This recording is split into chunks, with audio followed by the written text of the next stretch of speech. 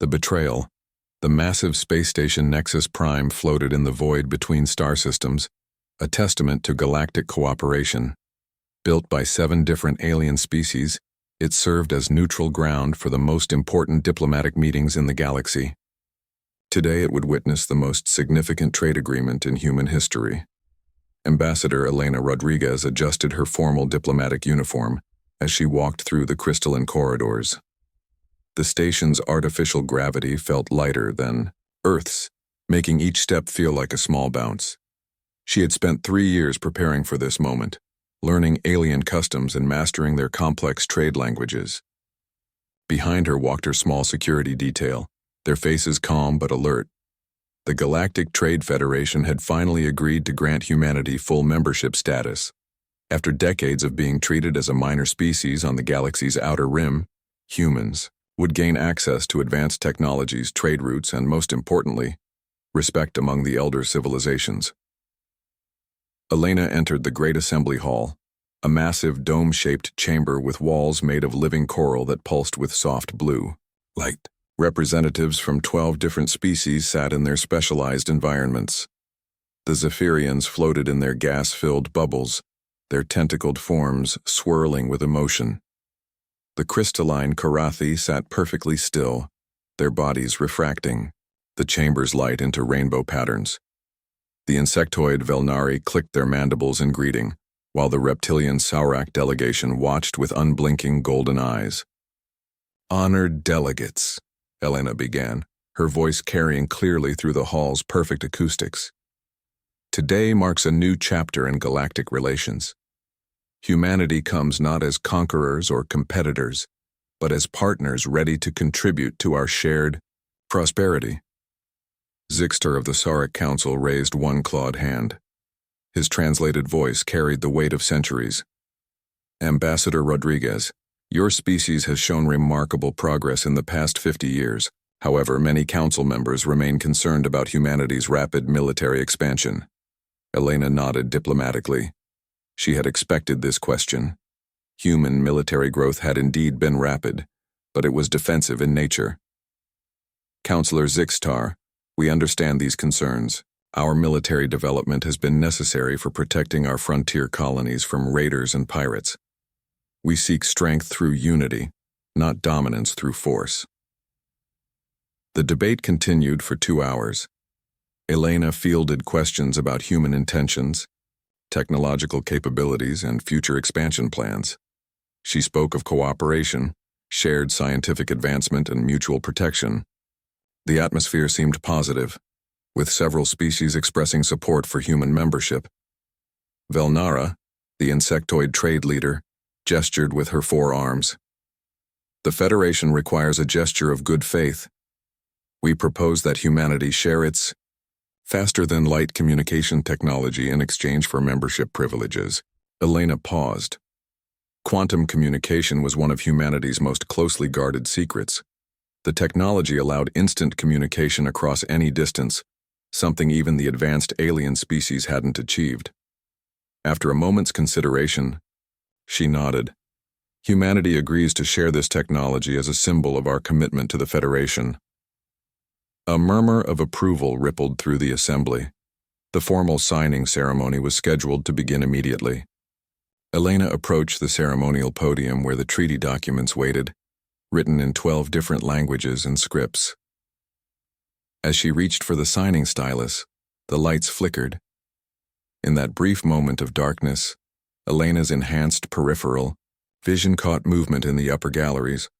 Her military training kicked in and she began to turn, but it was too late. The energy blast struck her center mass, the alien weapon's discharge lighting up the chamber with deadly purple fire. Elena staggered backward, her vision blurring as pain exploded through her chest. The treaty documents scattered as she collapsed to the polished floor. Chaos erupted throughout the hall. Security drones swarmed the galleries, but the assassin had vanished into the station's maintenance tunnels. Delegates screamed in their various languages while others activated personal shields and defensive systems. As medics rushed forward, Elena managed to activate her emergency communicator with trembling fingers. Her voice was barely a whisper, but her words were clear and purposeful. Admiral Chen, Protocol Omega is authorized. Dr. Marcus Webb, her personal physician and covert intelligence operative, caught her final transmission. His face went pale as he understood the significance. Protocol Omega wasn't just a contingency plan.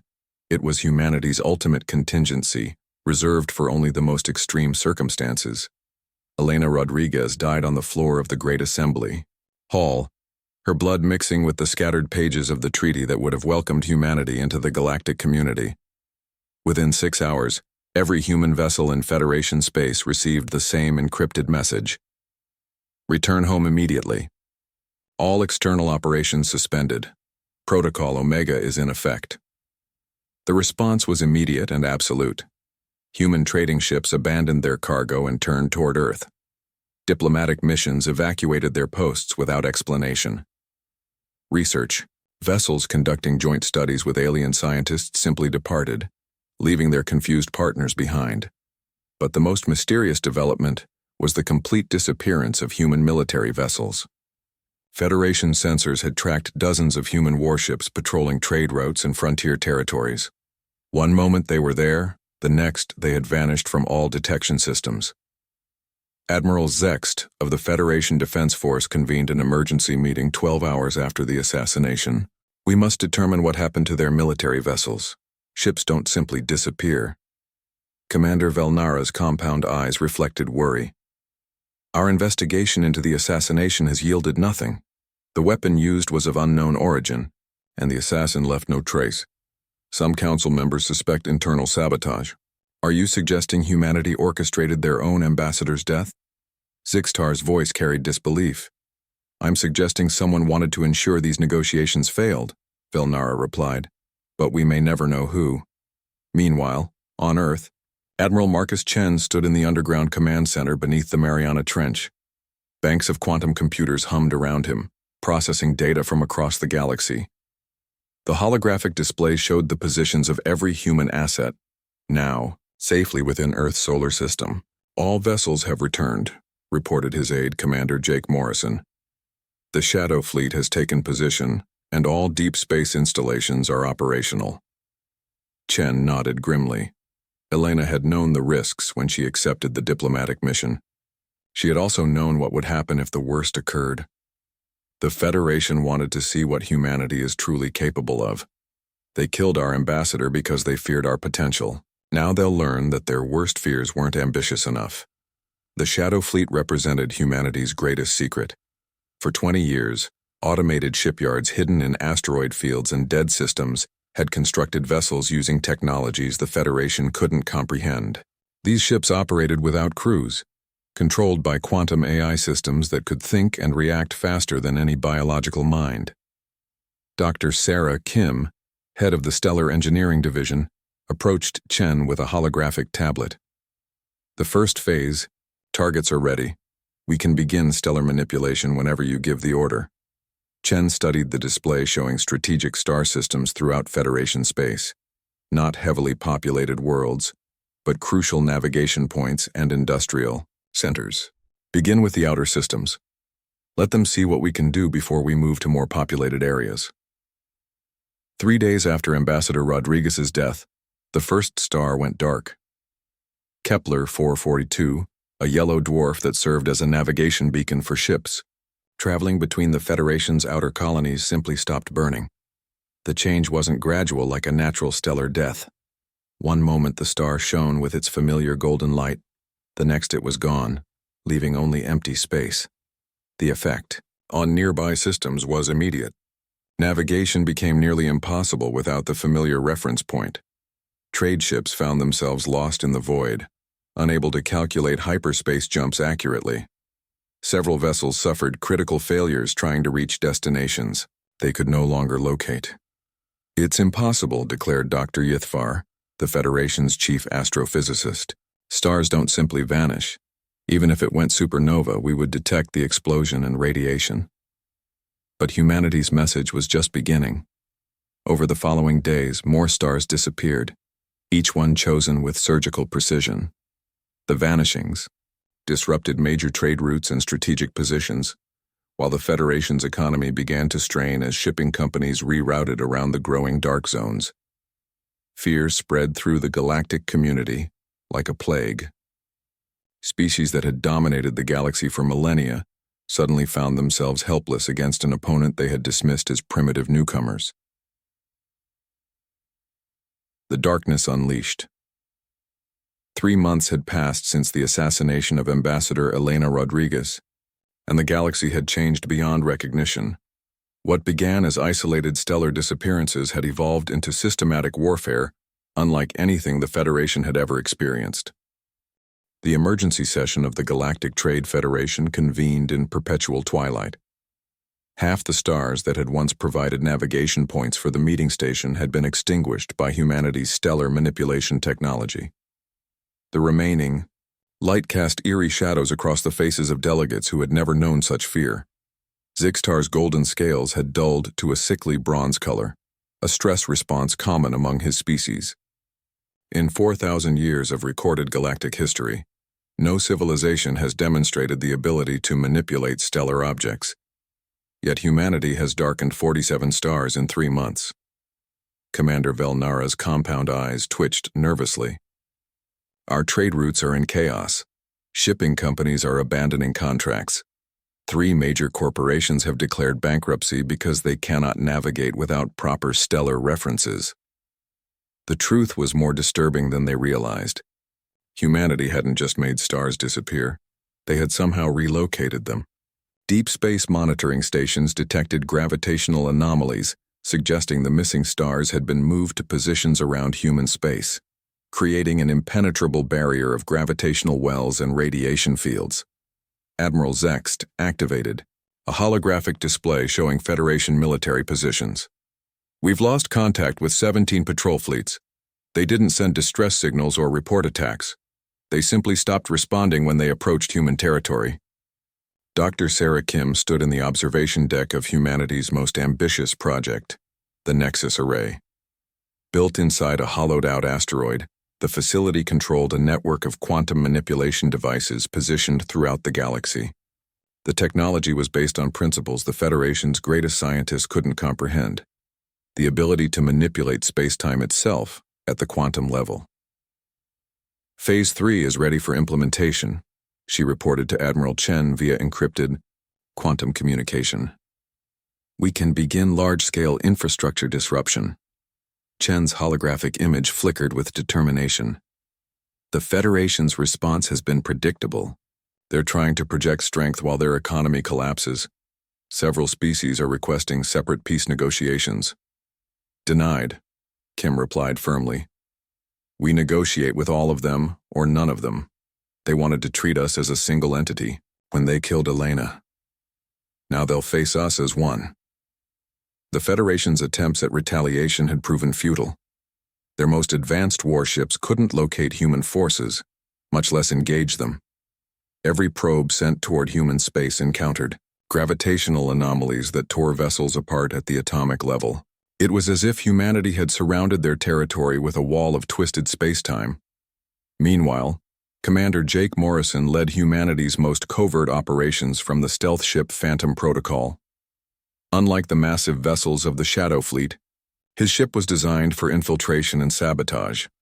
Using technology that bent light around its hull, the Phantom Protocol could operate undetected in enemy territory. Target acquired, Morrison reported as his ship approached the Federation's primary communication relay station. The massive structure served as the central hub for all interstellar communications throughout Federation space, beginning electromagnetic pulse deployment. The attack wasn't violent or destructive. Instead, Morrison's team deployed a cloud of quantum nanobots that interfaced with the station's systems. Within minutes, every communication array in Federation space began experiencing cascading failures. Messages became garbled, data transfers corrupted, and emergency broadcasts turned into static. The psychological impact was devastating. Cut off from reliable communication, Federation worlds began to panic. Rumors spread faster than facts, and fear became the only constant in an increasingly dark galaxy. On the crystalline world of Karathi, Prime citizens watched their night sky with growing terror. 7 stars had vanished from their constellation patterns, leaving gaps of absolute darkness where familiar lights had guided their ancestors for millennia. Children refused to sleep, afraid that their own sun might disappear while they dreamed. Elder Thaxmore of the Karathi Council attempted to address the crisis during a planetary broadcast. "Citizens of Karathi Prime, we must remain calm. The Federation's greatest minds are working to understand these phenomena." But even as he spoke, another star winked out of existence. The crowd gathered in the crystal amphitheater gasped in horror as their second moon's illumination dimmed. Without the missing star's gravitational influence, their lunar orbit was destabilizing. The Federation's military response grew increasingly desperate. Admiral Zext authorized the deployment of their most powerful weapons against the void where Earth's solar system should have been. Antimatter torpedoes, quantum disruptors, and reality-warping bombs were fired into empty space. Nothing happened. The weapons simply vanished as if they had never existed. "How are they doing this?" Zext demanded during a classified briefing. "Our weapons register direct hits, but there's no explosion, no energy release. It's as if space itself is swallowing our attacks." The answer lay in humanity's most classified project, the Reality Anchor Network. Dr. Kim had developed the technology based on theoretical physics that treated space-time as a programmable medium. By creating localized fields where the laws of physics could be selectively modified, humanity had essentially made their territory exist in a different dimensional framework. Weapons fired at human space weren't being destroyed, they were being translated into alternate dimensional states where they couldn't interact with normal matter. As the Federation's situation grew more desperate, some species began to break ranks. The aquatic Delphin civilization sent secret communications requesting separate peace negotiations. They offered to share their biotechnology in exchange for protection from the stellar manipulations. Humanity's response was swift and clear. The next day, all communication networks in Delphin space experienced a complete shutdown for exactly 1 hour. When service was restored, every screen displayed the same message in perfect Delphin script: unity or darkness. There is no middle ground. The message was signed with coordinates, the location where Ambassador Elena Rodriguez had died. Back on Earth, Admiral Chen reviewed the strategic situation from his command center. The holographic display showed the Federation's collapse in real time. Trade had dropped by 80%, military effectiveness was near zero, and social unrest was spreading across dozens of worlds. "They're breaking," reported Commander Morrison from his latest intelligence-gathering mission. "Some species are calling for unconditional surrender. Others want to abandon Federation space entirely and flee to unexplored regions of the galaxy." Chen nodded slowly. The time had come for humanity's final message. Initiate protocol revelation. It's time they understood what they're truly facing. Across the galaxy, every functioning communication device simultaneously activated. Screens, speakers, and holographic displays throughout Federation space displayed the same image. Admiral Marcus Chen standing in what was clearly a massive military command center. "Citizens of the Galactic Trade Federation," Chen began, his voice reaching every inhabited world simultaneously. 3 months ago, you murdered our ambassador during a ceremony of peace. You killed Elena Rodriguez because you feared what humanity might become if given equality among your civilizations. The transmission continued as the camera pulled back to reveal the scope of humanity's hidden military infrastructure. Massive shipyards, stellar manipulation arrays, and quantum fortress installations appeared on screen, technology that made the Federation's most advanced systems look primitive by comparison. "You wanted to see what humanity is truly capable of when threatened," Chen continued. "You believed us to be a young species, primitive and manageable. You were wrong on every count." The final revelation came as the camera showed Earth's solar system. What the Federation had thought was empty space was actually protected by a shell of relocated stars, their combined gravitational fields creating an impenetrable fortress around humanity's home. "We didn't need your technology or your approval," Chen concluded. "We needed only time to reveal what we had always been, not your equals but your superiors. The darkness you see consuming your galaxy isn't destruction. It's a demonstration. We can turn off your stars, cripple your communications, and make your worlds uninhabitable without firing a single shot at your populations. The transmission ended with a simple ultimatum. You have 72 hours to deliver those responsible for Ambassador Rodriguez's death. After that, we begin Phase 4. You don't want to discover what Phase 4 entails. As the message concluded, one final star disappeared from the Federation's core territories, the primary sun of the capital world where the Galactic Council met. For the first time in recorded history, the center of galactic civilization experienced true darkness. The Federation had 47 hours remaining to save themselves from humanity's ultimate judgment.